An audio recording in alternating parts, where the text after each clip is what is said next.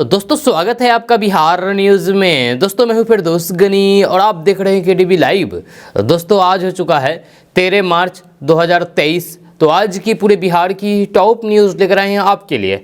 दोस्तों वीडियो शुरू करने से पहले आपको बता दूं कि अगर आप नए आए हैं इस चैनल पर तो फिर चैनल को सब्सक्राइब करके बेल आइकन को प्रेस कर दीजिए और साथ में वीडियो को लाइक कर दीजिए। तो चलिए शुरू करते हैं आज की पूरे बिहार की टॉप न्यूज़। दोस्तों आज बिहार न्यूज में सबसे पहले बात करेंगे कि लालू प्रसाद यादव और फिर उनके परिवार के दूसरे सदस्यों के 24 ठिकानों पर छापेमारी के बाद ईडी ने कुछ तस्वीरें भी जारी की है। इन तस्वीरों में लालू परिवार के ठिकानों से बरामद हुई नोटों की गड्डियों के साथ साथ सोने के बिस्किट और गहने जेवरात हैं। इन तस्वीरों को देख करके आप हैरान रह जाएंगे। आपको बता दूं कि ईडी ने दावा किया है कि उसकी छापेमारी में 600 करोड़ की हेराफेरी का खुलासा हुआ है।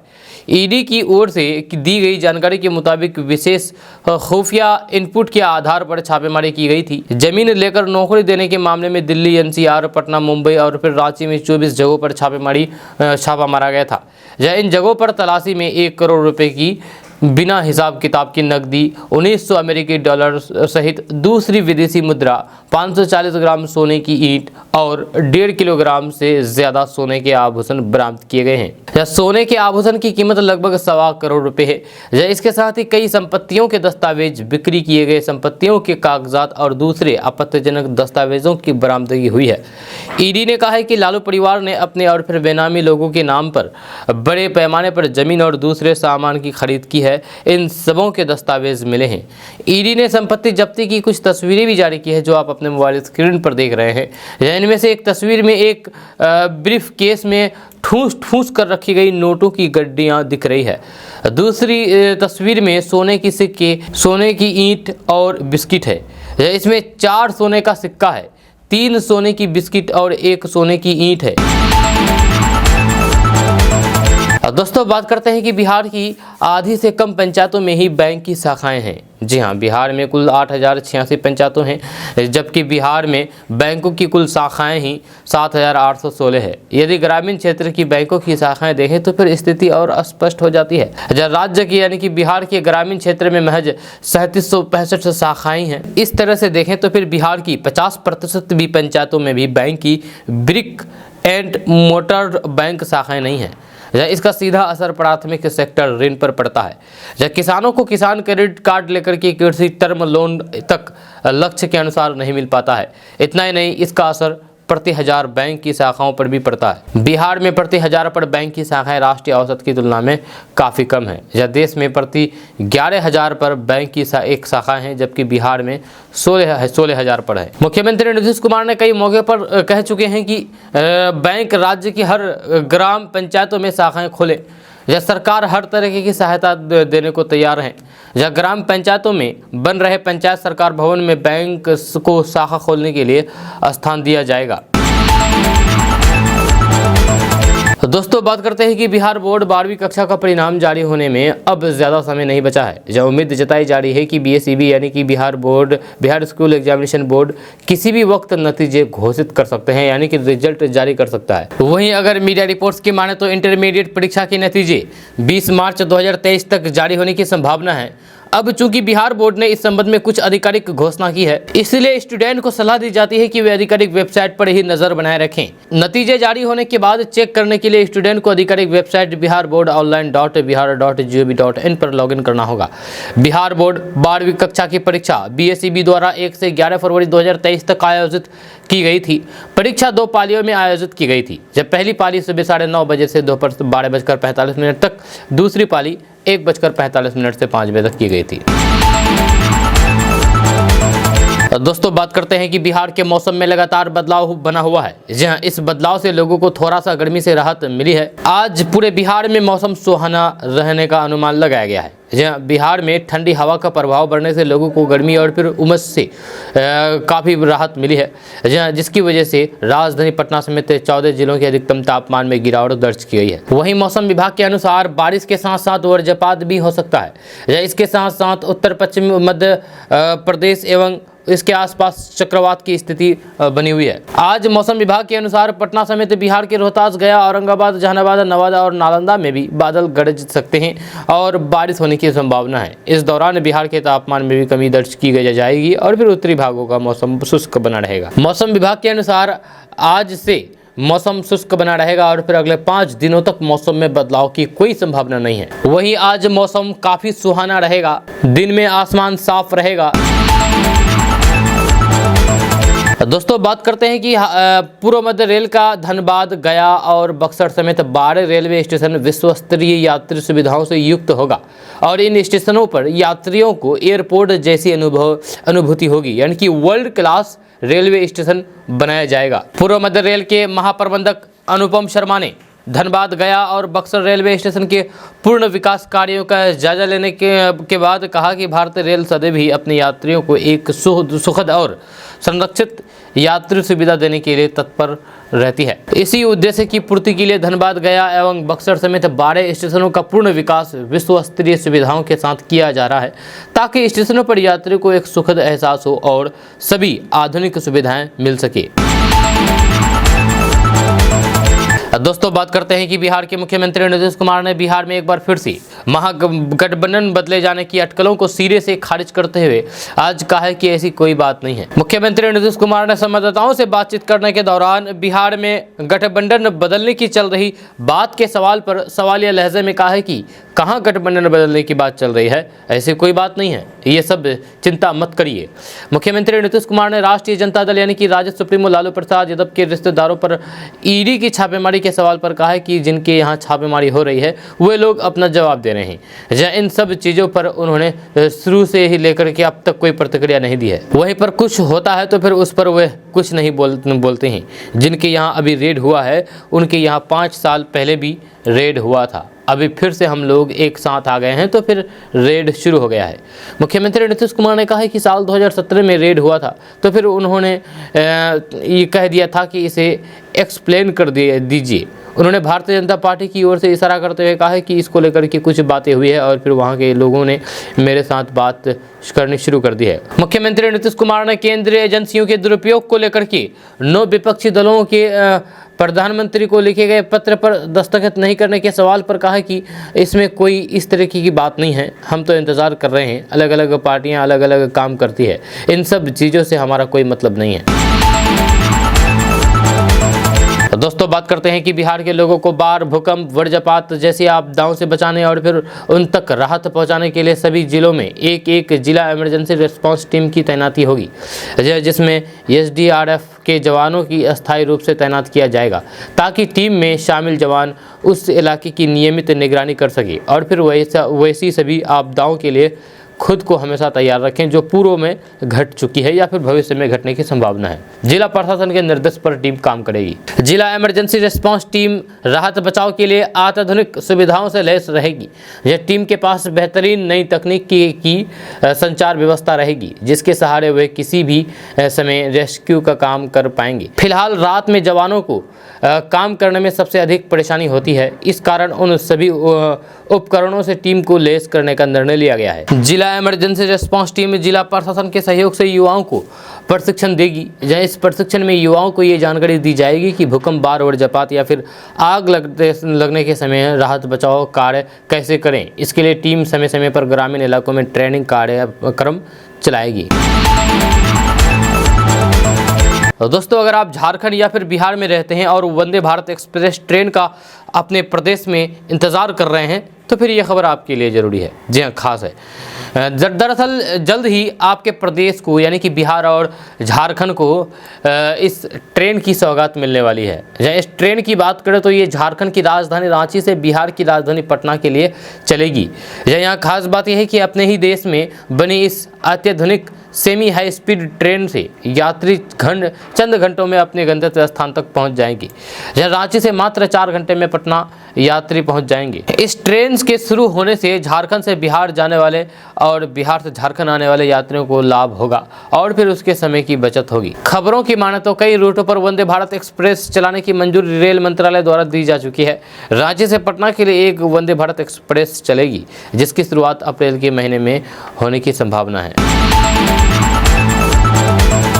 दोस्तों बात करते हैं कि बिहार में लैंड फॉर जॉब मामले में, यानी कि जमीन के बदले नौकरी मामले में लालू प्रसाद और उनके परिवार पर सीबीआई और ईडी की कार्रवाई पर मनोज झा ने बीजेपी पर हमला बोला है। उन्होंने कहा कि आपने जो स्थिति पैदा की है वही आपको भुगतना होगा। जहां मनोज झा ने कहा है कि हमने बीजेपी से ज्यादा भ्रष्ट, अहंकारी और तानाशाही पार्टी नहीं देखी है। बीजेपी को विपक्षी दलों के नेताओं की लिस्ट बनानी चाहिए और जेल खाली करा करके सभी विपक्षी नेताओं को उसमें बंद कर देना चाहिए। वहीं उन्होंने कहा है कि ये किसी भी तरह से सरकार को गिराने की कोशिश कर रहे हैं। जब तक इनकी सरकार रही तब तक कुछ नहीं हुआ, लेकिन अब जो उनकी सरकार चली गई है तब ये बौखला गए हैं और तरह तरह से सरकार को गिराने के लिए हथकंडा अपना रहे हैं। दोस्तों बात करते हैं कि बिहार में 2024 लोकसभा चुनाव को लेकर के सियासी सरगर्मियां तेज हो गई है। जी हां, 25 फरवरी को बिहार में 2 बड़ी राजनीतिक रैलियों के बाद एक बार फिर से अगले महीने अमित शाह बिहार दौरे पर आने वाले हैं। अमित शाह 2 अप्रैल को नवादा और सासाराम में जनसभा को संबोधित करेंगे। इधर एआईएमआईएम भी एक बार फिर से सीमांचल में सक्रिय हो रही है। जी हां, बिहार विधानसभा चुनाव में शानदार प्रदर्शन करने के बाद एआईएमआईएम अब लोकसभा चुनाव में भी सीमांचल को साधने की तैयारी कर रही है। जहाँ सीमांचल का किशनगंज, अररिया, पूर्णिया, कटिहार मुस्लिम बहुल इलाका है। यहाँ 30 से 70% तक मुस्लिम आबादी है। एआईएमआईएम प्रमुख असदुद्दीन ओवैसी की नजर सीमांचल पर है। जहाँ विधानसभा चुनाव में एआईएमआईएम ने 5 सीटों पर जीत दर्ज की थी, जबकि कई सीटों पर ओवैसी की पार्टी ने उम्मीदवार दूसरे स्थान पर रहे। जहाँ इसके बाद लोकसभा चुनाव से पहले असदुद्दीन ओवैसी सीमांचल दौरे पर आ रहे हैं, जहाँ वे पूर्णिया और किशनगंज में 18 और 19 मार्च को अधिकारी पद यात्रा निकालेंगे। जहाँ एआईएमआईएम के प्रदेश अध्यक्ष अख्तरुल ईमान ने कहा कि बीजेपी ने सितंबर में पूर्णिया में रैली की। इसके बाद महागठबंधन ने 25 फरवरी को ये जनसभा किया। अब हमारी पार्टी पूर्णिया और किशनगंज में 18 और 19 मार्च को अधिकार में पद यात्रा निकालेगी। एआईएमआईएम प्रमुख असदुद्दीन ओवैसी पूर्णिया के बैसी, अमोर और किशनगंज के कुछ हिस्सों में पद यात्रा करेंगे। दरअसल इस क्षेत्र में पार्टी ने साल 2020 के बिहार विधानसभा चुनाव में 5 सीटों पर जीत दर्ज की थी।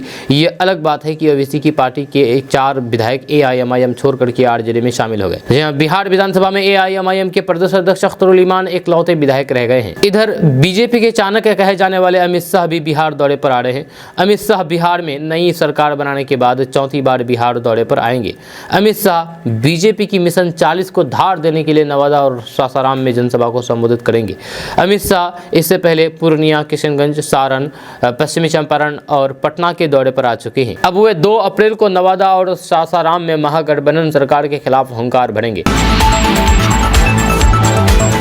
तो दोस्तों बात करते हैं कि विधान परिषद में प्रतिपक्ष के नेता सम्राट चौधरी ने जमीन के बदले नौकरी देने के मामले में लालू यादव के परिवार वालों से सीबीआई और ईडी की पूछताछ और फिर छापेमारी पर प्रतिक्रिया व्यक्त करते हुए कहा कि आदतन भ्रष्टाचारी परिवार पीड़ित बनने का ढोंग कर रहे हैं, नाटक कर रहे हैं। केंद्रीय जांच एजेंसियों को कोसने, केंद्र की सरकार पर राजनीतिक विदेश से कार्रवाई करने का आरोप लगाने और जनता को झांसा देने के बजाय लालू के परिवार वाले को ये बताना चाहिए कि 3 दशक के दौरान 141 भूखंड की अतिरिक्त 30 फ्लैट और आधे दर्जन मकानों के मालिक कैसे बन गए। आखिर ऐसी क्या योग्यता थी कि इतनी कम उम्र में तेजस्वी यादव 52 से ज्यादा संपत्ति के मालिक बन गए, जब पूर्व मुख्यमंत्री राबड़ी देवी के पटना शहर में 43 भूखंड के अलावा 30 से ज्यादा फ्लैट है। तेज प्रताप 28 और मीसा भारती 23 से ज्यादा संपत्ति की मालिक है। क्या ये सच नहीं है? क्या यह सच नहीं है कि लालू प्रसाद ने भ्रष्टाचार के लिए ही बीपीएल श्रेणी के ललन चौधरी, रेलवे के खलासी हृदयानंद चौधरी तथा भूमिहीन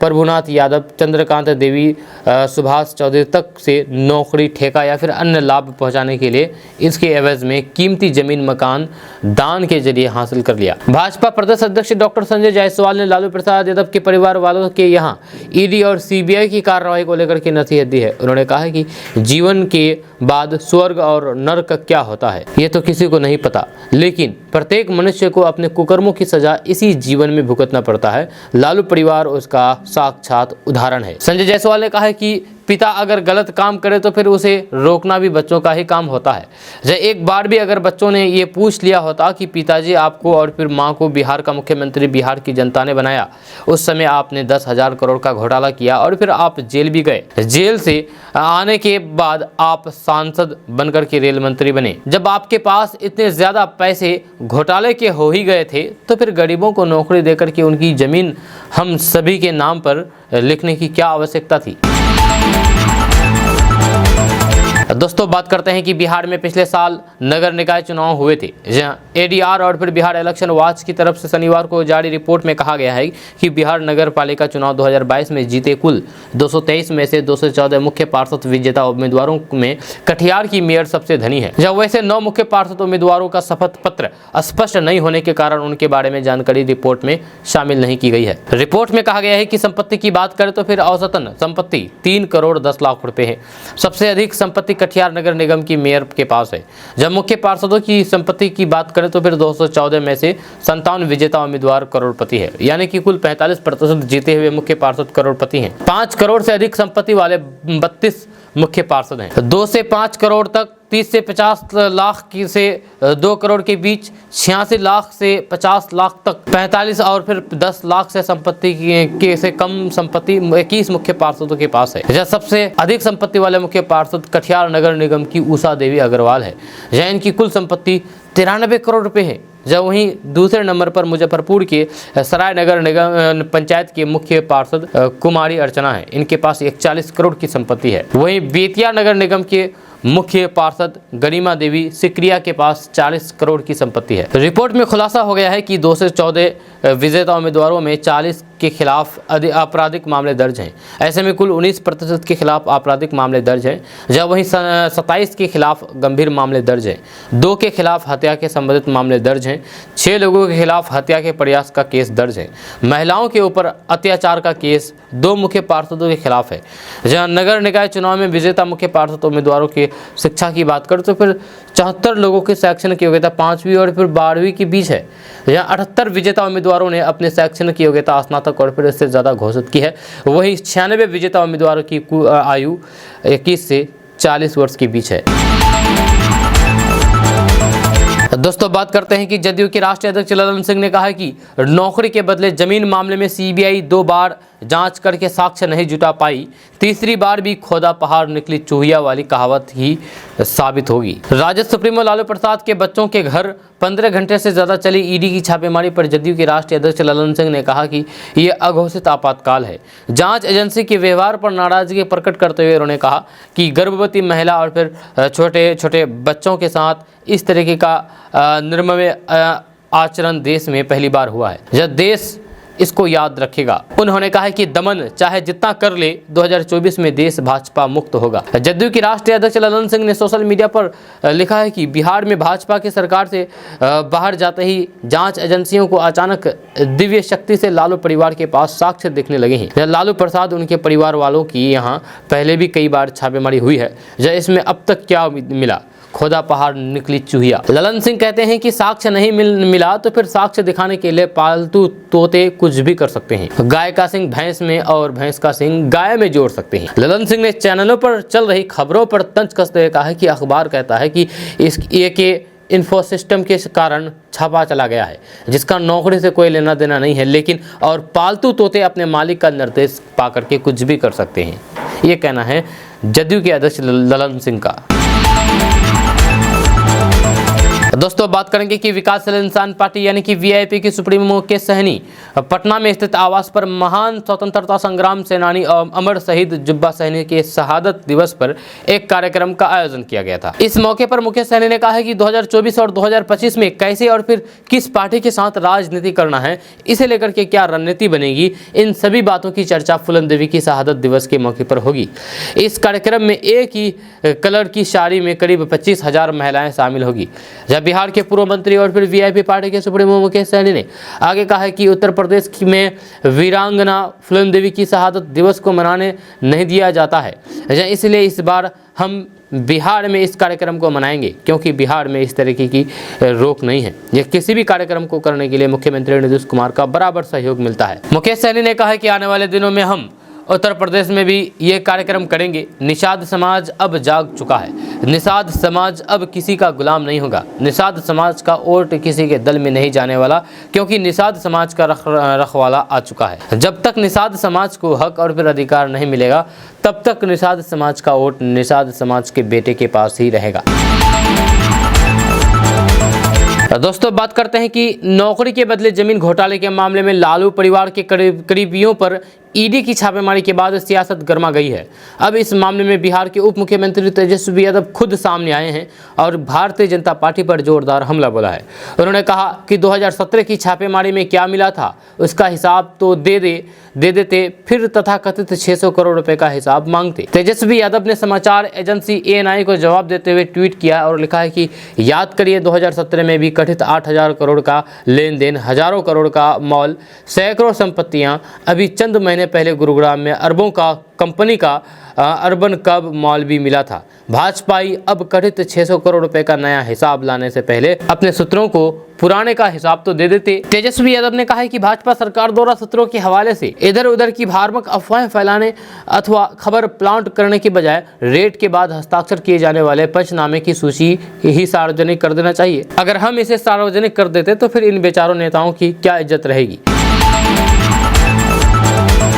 दोस्तों बात करते हैं कि बिहार के उप मुख्यमंत्री तेजस्वी यादव से लैंड फॉर जॉब यानी कि जमीन से के बदले नौकरी मामले में पूछताछ के लिए CBI ने समन भेजा है। वहीं सहयोगी पार्टी जनता दल यूनाइटेड के नेता राजीव रंजन सिंह उर्फ ललन सिंह का एक वीडियो क्लिप तेजी से वायरल हो रहा है, जिसमें वे कह रहे हैं कि तेजस्वी जी को अपने घोषणा पत्र में ये ऐलान करना चाहिए कि उन्होंने कितने लोगों की जमीनें हड़पी हैं। ललन सिंह ने कहा है कि उन्हें ये भी बताना चाहिए कि टिकट बेच करके कितनी संपत्ति हासिल की है। ये वीडियो क्लिप तेजी से वायरल हो रहा है सोशल मीडिया पर। इससे कुछ ही देर पहले ललन सिंह ने ट्वीट किया कि नौकरी के बदले जमीन मामले में CBI 2 बार जांच करके साक्ष्य नहीं जुटा पाए, लेकिन 9 अगस्त 2022 के बाद अचानक दिव्य शक्ति से उनको साक्ष्य मिल गया और माननीय लालू प्रसाद यादव जी एवं उनके परिवार वालों के यहाँ भारी छापेमारी हुई।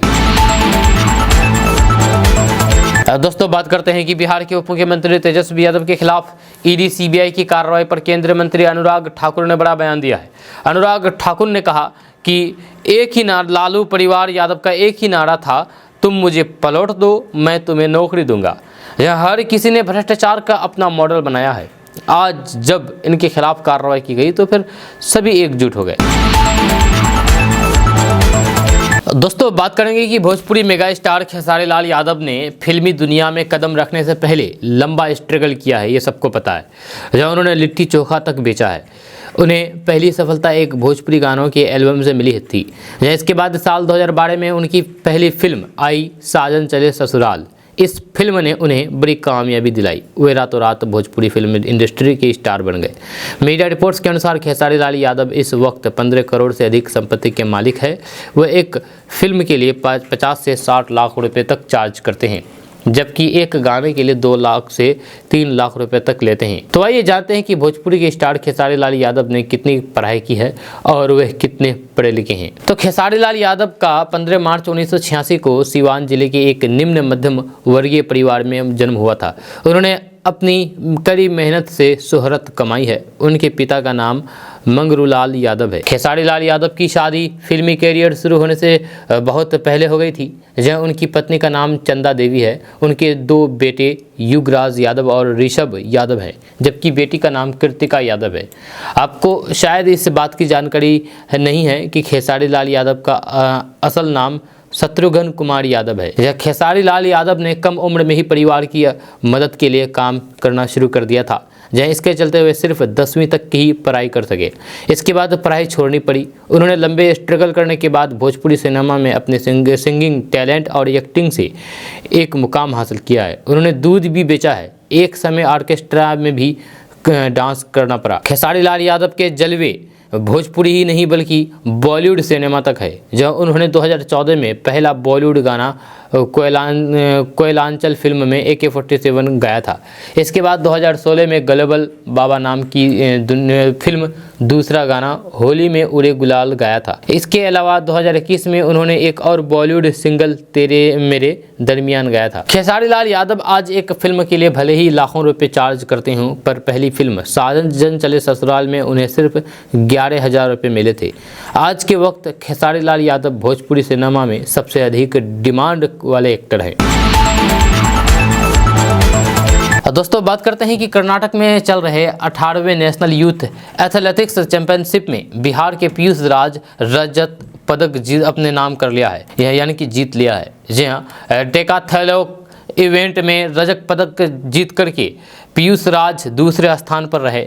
यह डेकाथलॉन इवेंट एथलेटिक्स की 10 विधाओं को मिलाकर के होता है, जिसमें 100, 400 और 1500 मीटर दौड़, लंबी कूद, ऊंची कूद, बाधा दौड़, चक्का फेंक, गोला फेंक, भाला फेंक, पोल वाल्ट शामिल होता है। इसमें पीयूष राज पहली बार इस प्रतियोगिता में हिस्सा लिए। जहां हाल ही में पटना में संपन्न हुए विश्व के सबसे बड़े प्रतिभा खोज प्रतियोगिता 18वें नीड जेम 2013 में भी पीयूष ने हेक्साथलॉन इवेंट में राष्ट्रीय रिकॉर्ड बनाया था। जब बिहार राज्य खेल प्राधिकरण के महानिदेशक रविंद्रन शंकरन ने इसकी जानकारी दी है। उन्होंने कहा कि पीयूष राज को इसकी तैयारी के लिए एक राष्ट्रीय कोच के मार्गदर्शन में 1 महीने की प्रशिक्षण के लिए प्राधिकरण द्वारा भोपाल भेजा गया था, जिसका परिणाम आज सबके सामने है।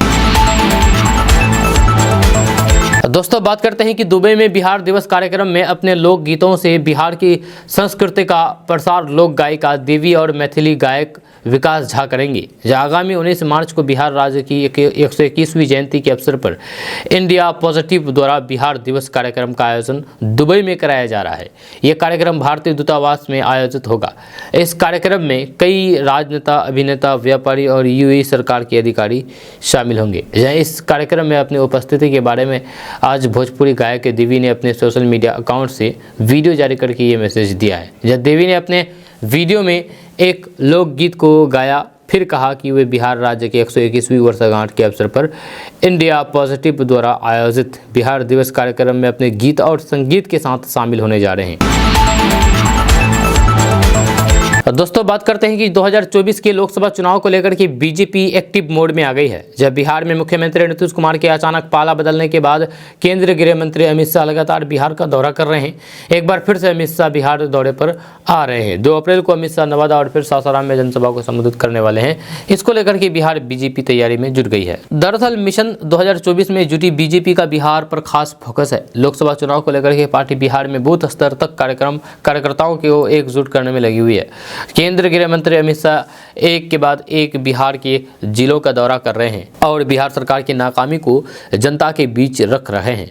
अमित शाह के लगातार हो रहे दौरों से महागठबंधन के नेता भी सख्ते में हैं। जहां अब 2 अप्रैल को अमित शाह फिर से बिहार दौरे पर आ रहे हैं। बिहार के नवादा और सासाराम में वे विशाल जनसभा को संबोधित करेंगे। हालांकि आधिकारिक के तौर पर इसकी जानकारी नहीं दी गई है। आपको बता दूं कि इससे पहले अमित शाह 25 फरवरी को बिहार दौरे पर आए थे और महागठबंधन की सरकार के खिलाफ जम करके हमला बोला था। केंद्रीय गृह मंत्री अमित शाह ने पश्चिमी चंपारण के जैन साहू हाई स्कूल के मैदान में विशाल जनसभा को संबोधित किया था और 2024 के लोकसभा चुनाव प्रचार का शंखनाद किया था। यहां अमित शाह ने लालू, नीतीश और फिर तेजस्वी को निशाने पर लिया था। इसके बाद अमित शाह पटना पहुंचे थे और फिर किसान मजदूर समागम को संबोधित किया था। अब एक बार फिर से अमित शाह बिहार दौरे पर आ रहे हैं। ऐसे में बिहार का सियासी पारा फिर से चढ़ना तय माना जा रहा है। दोस्तों, बात करते हैं कि एक तरफ लालू प्रसाद यादव के परिवार पर लगातार ईडी और सीबीआई का शिकंजा कसता जा रहा है, तो वहीं विपक्ष भाजपा पर हमलावर हो गया है। जहां बिहार के मुख्यमंत्री नीतीश कुमार ने कहा कि सीबीआई ईडी की कार्रवाई केवल महागठबंधन पर ही होता है। उन्होंने कहा कि साल 2017 में भी रेड हुआ था, उसके बाद हम महागठबंधन से अलग हो गए थे। उस रेड को 5 साल हो गया, अब हम एक साथ आ गए हैं, फिर से रेड हो रहा है। इस पर हम क्या बोल सकते हैं? या इन्हीं सब बातों को लेकर के उधर के लोगों ने हमसे बात शुरू किया है। जब फिर हम उधर चले जाएं, अब फिर से ये सब शुरू हो गया है। क्या मसला है क्या नहीं, ये वे लोग ही बताएंगे, वे लोग जवाब दे रहे हैं। केंद्र सरकार को ईडी और फिर सीबीआई के काम पर विपक्ष के द्वारा पत्र लिखने के मामले में जवाब देते हुए नीतीश कुमार ने कहा है कि सभी पार्टियां अपना अपना काम कर रही है, हम भी दिन रात काम कर रहे हैं। जहाँ आप लोग देख ही रहे हैं ना, हमने राज्य भर में यात्रा में लोगों से मुलाकात की, उनकी समस्याओं को जाना, अब उसे दूर करने के लिए रात दिन काम कर रहे हैं। हमारा काम राज्य के लोगों के लिए है। जिससे सीबीआई सवाल पूछ रही है, वह उसका जवाब दे रहे हैं। दोस्तों, बात करते हैं कि बिहार का सियासी तापमान लालू यादव और फिर उनके परिवार ईडी और सीबीआई के लगातार पर रहे छापेमारी के बाद बेहद गर्म है। इसी गर्म सियासत के बीच चुनावी रणनीतिकार से नेता बने प्रशांत किशोर ने नीतीश कुमार के सबसे बड़े फैसले में से एक शराबबंदी पर बड़ा सवाल उठाया है। प्रशांत किशोर ने सवाल उठाते हुए गांधी जी की बातों का सहारा लेकर के शराबबंदी के फैसले को खत्म करने की मांग कर दी है। दरअसल नीतीश कुमार शराबबंदी के फैसले को महात्मा गांधी से जोड़ करके हमेशा कहते रहे हैं कि गांधी जी शराब पीने के खिलाफ थे और उन्हीं के रास्ते पर चल के हमने शराबबंदी का फैसला किया था। लेकिन अब गांधी जी का ही हवाला देकर के प्रशांत किशोर ने बिहार में शराबबंदी के फैसले पर सवाल खड़ा कर दिया है और नीतीश कुमार से आग्रह किया है कि बिहार में शराबबंदी का फैसला वापस लें। शराबबंदी पर प्रशांत किशोर ने कहा है कि गांधी जी ने कभी नहीं कहा कि राज्य में शराबबंदी होनी चाहिए। उन्होंने कहा था कि शराब पीना बुरी आदत है। दरअसल प्रशांत किशोर ने महाजंगल राज में जनसुराज यात्रा के दौरान कहा है कि मैं बिहार की सामाजिक और राजनीतिक जीवन का एकमात्र ऐसा व्यक्ति हूं जो पहले दिन से खुलेआम कह रहा हूं कि शराबबंदी बिहार में पूरी तरीके से फेल है, इसको हटाया जाना चाहिए। भाजपा के लोग जब सरकार में थे तो फिर नीतीश कुमार की शराबबंदी ठीक चल रही थी और तेजस्वी यादव जब विपक्ष में थे तो उनको शराबबंदी में माफियागिरी दिख रही थी। लेकिन आज तेजस्वी जब सरकार में है तो फिर उनको शराबबंदी ठीक लग रही है, वहीं भाजपा को शराबबंदी खराब लग रही है। दोस्तों बात करते हैं कि बिहार के बांका में विवाहित प्रेमी जोड़ी की शादी की खबर सामने आई है। मामला बांका जिले के जयपुर थाना क्षेत्र के जयपुर बाजार का है, जहां विवाहित प्रेमी जोड़ी को ग्रामीणों ने आपत्तिजनक स्थिति में पाया, जिसके बाद पंचायत बुलाई गई, जहां दोनों की शादी कराने के लिए दोनों के परिवार वाले तैयार हो गए। जब पंचायत के फैसले के बाद लड़की और फिर लड़के को लेकर के जयपुर थाना पुलिस ने दोनों के परिवार वालों से इस पर सहमति मांगी है। इसके बाद पास के शिव मंदिर में ही दोनों की शादी करा दी गई। यह शिव मंदिर में दोनों ने साथ फेरे लिए। गांव वालों के साथ पुलिस वाले भी इस शादी के चश्मदीद गवाह बने। मिल रही जानकारी के अनुसार जयपुर की रहने वाली सोनाली को मुकेश टुडू से प्यार हो गया। मुकेश टुडू जयपुर का ही रहने वाला था। दोनों के बीच मोबाइल पर लगातार बातचीत होती थी। सोनाली 2 बच्चों की मां है, जिसमें एक बेटा और फिर एक बेटी है। उसका बेटा 13 साल का है और फिर बेटी 5 साल की है। सोनाली का प्रेमी मुकेश टुडू पहले से शादीशुदा है। उसके बावजूद भी दोनों के बीच प्यार परवान चढ़ गया। जब पहले दोनों के बीच मोबाइल फ़ोन पर बातचीत होती थी, उसके बाद मिलना जुलना शुरू हुआ। करीब 2 साल से दोनों के बीच ये सिलसिला जारी रहा। आपको बता दूं कि दोनों में से किसी के परिवार वालों को लंबे समय तक कुछ भी पता नहीं चला। बाद में लड़की के परिवार वालों को शक होने लगा, जब दोनों पहले से विवाहित थे। महिला 2 बच्चे की मां है। वहीं पंचायत के बाद पुलिस की उपस्थिति में विवाह कराने के बाद इलाके में चर्चा का विषय बनी हुई है। जब कुछ लोगों का कहना है कि पुलिस को इस पर न्याय संगत कार्रवाई करनी चाहिए, जिससे 2 बच्चों की जिंदगी तबाह नहीं होती। दोस्तों आज का न्यूज़ बस यहाँ तक। कैसा लगा नीचे कमेंट बॉक्स में कमेंट करके ज़रूर बताइएगा। अगर आप नए आए हैं इस चैनल पर तो फिर चैनल को सब्सक्राइब करके बेल आइकन को प्रेस कर दीजिए और साथ ही वीडियो को लाइक कर दीजिए, अपने दोस्तों के साथ शेयर भी कीजिए। तो चलिए मिलते हैं फिर नेक्स्ट वीडियो के साथ। तब तक के लिए जय हिंद, जय बिहार।